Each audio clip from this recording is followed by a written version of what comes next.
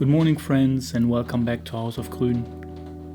It's just past 6 on a Monday, the loft is still quiet and I love starting the morning with some coffee. Today I want to take you along as I build 3 small terrariums, each with their own story.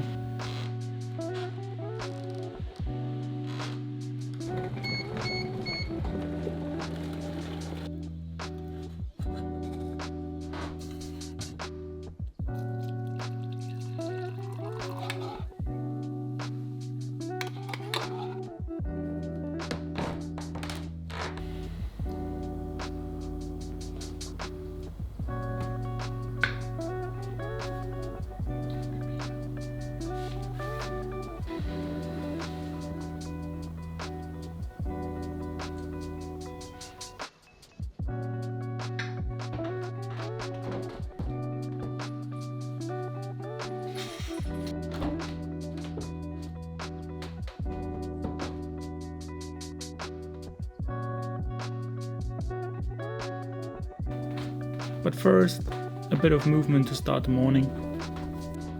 I train calisthenics about 4 times a week, mostly bodyweight exercises, and what I love about it is that it feels like unlocking new skills for your body.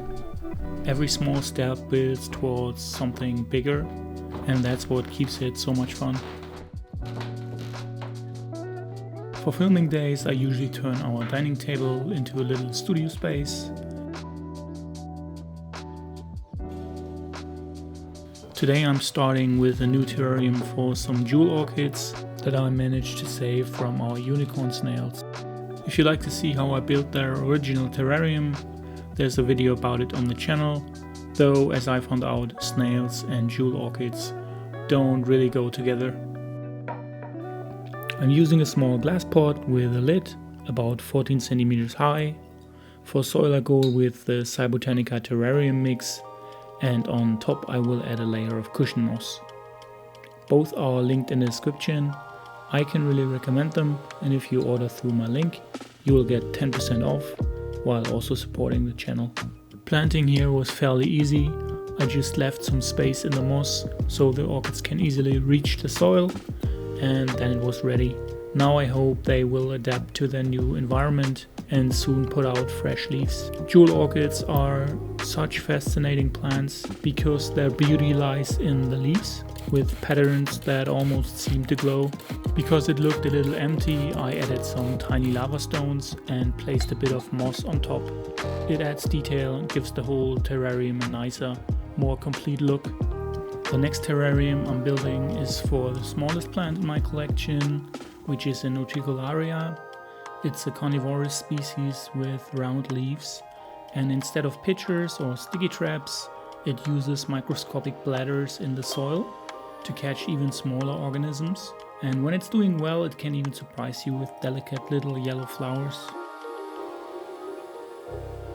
Since this plant doesn't look very spectacular when it isn't blooming, I added a few tiny slate stones and some small branches to bring in more detail and interest. Now we are coming to the third and final terrarium of this video, and also the biggest one. I'm using Cybotanica's terrarium mix again with a layer of cushion moss. The main plant here is Biophytum sensitivum, which looks just like a miniature palm tree. Such a fun plant to use.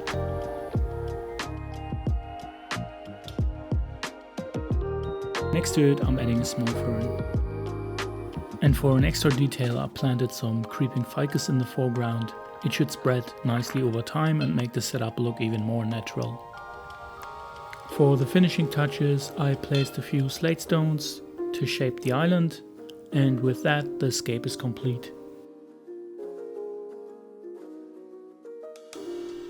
I also added a small army of springtails to each terrarium. They act like tiny cleaners, breaking down mold and waste before it becomes a problem. It's a huge benefit because they help keep the terrarium balanced and healthy in the long run.